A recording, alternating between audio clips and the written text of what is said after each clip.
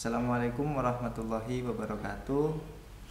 Perkenalkan, nama saya Rafika Ahsani dari Syamolek. Pada kesempatan hari ini saya akan menyampaikan materi mengenai Microsoft Word 2007. Adapun materi-materinya nanti kita akan bahas dalam beberapa topik. Sebelumnya kita akan memahami dulu mengenai sejarah tentang Microsoft Word. Microsoft Word merupakan nama lain dari Microsoft Office Word, yang berarti adalah perangkat lunak pengolah data.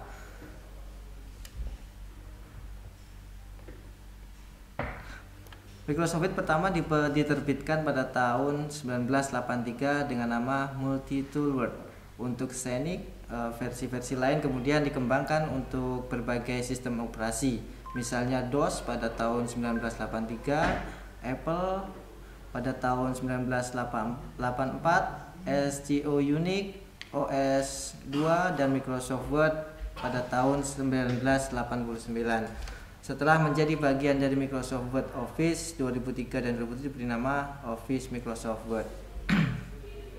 Banyak ide dan konsep Word diambil dari Bravos, pengolah kata berbasis grafik pertama yang dikembangkan di Cerro Palo Alto Research Center.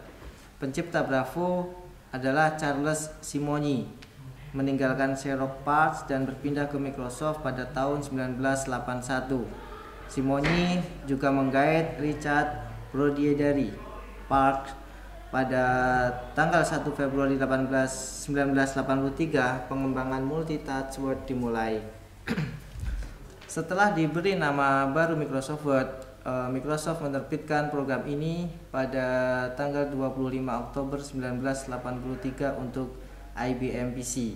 Saat itu, dunia pengolah data dikuasai oleh WordPerfect dan juga WordStar. Selanjutnya, Word untuk Mac meski memiliki banyak perbedaan tampilan dengan versi DOS-nya, diprogram oleh Ken Shapiro dengan sedikit perbedaan dari sumber kode versi DOS yang ditulis untuk layar tampilan resolusi tinggi dan printer laser. Meskipun belum ada produk seperti itu yang beredar untuk pabrik.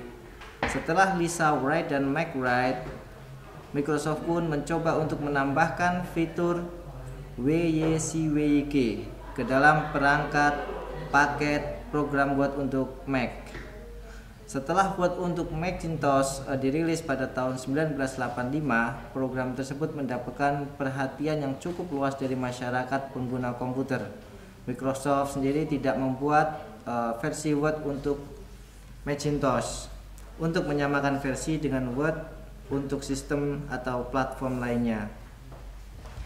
Versi selanjutnya dari Word Macintosh adalah Word 3.0 yang dirilis pada tahun 1987.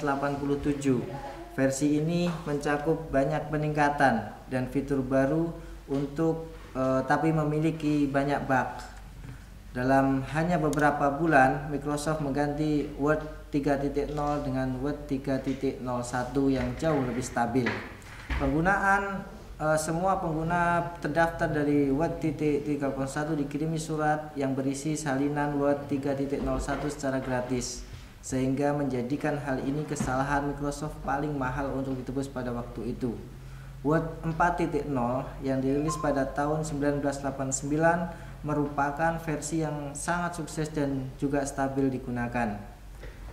Pada rentang tahun 1990 dan 95, Word untuk Windows diluncurkan.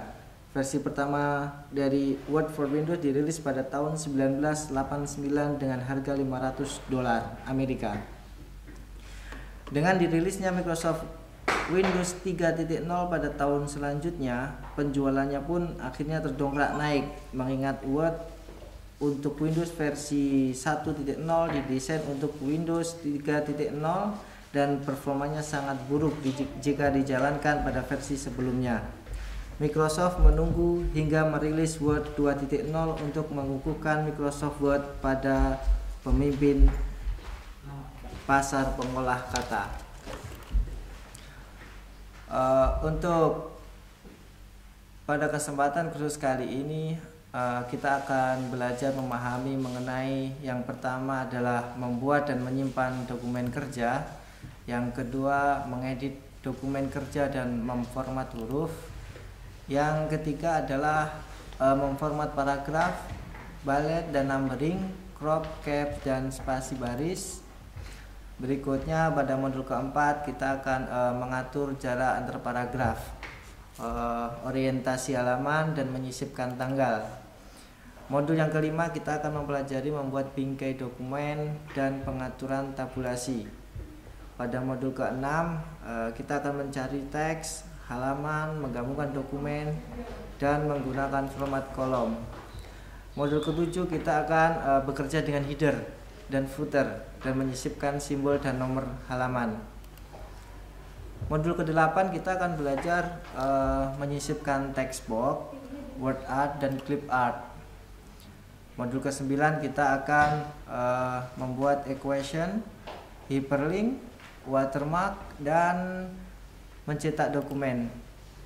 Pada modul ke-10 kita akan membuat dan menghapus tabel, mengkonversi teks ke dalam tabel, dan tabel ke teks. Modul ke-11 kita akan belajar memanipulasi tabel. Yang ke-12 kita akan menyisipkan gambar, save ke dalam dokumen, dan crop image. Pada modul ke-13 kita akan membuat diagram dan grafik. Modul ke-14 kita akan membuat dan mencetak mail merge. Pada modul ke-15 kita akan membuat label amplop. Pada masing-masing materi diharapkan dapat dipahami sebesar 70%. Jika tingkat penguasaan Anda kurang dari 70%, maka Anda perlu mempelajari materi-materi atau bagian-bagian modul yang Anda belum kuasai tersebut.